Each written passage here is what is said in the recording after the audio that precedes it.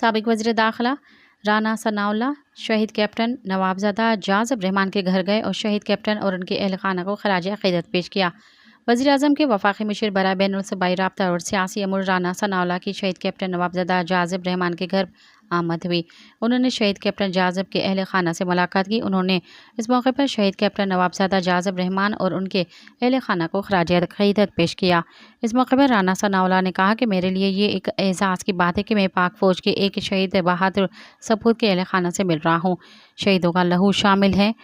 تزئین گلشن میں ان کی شہداء نے اپنی قیمتی جانوں کا نذرانہ پیش کر کے پاکستان کو ناقابل تسخیر بنایا۔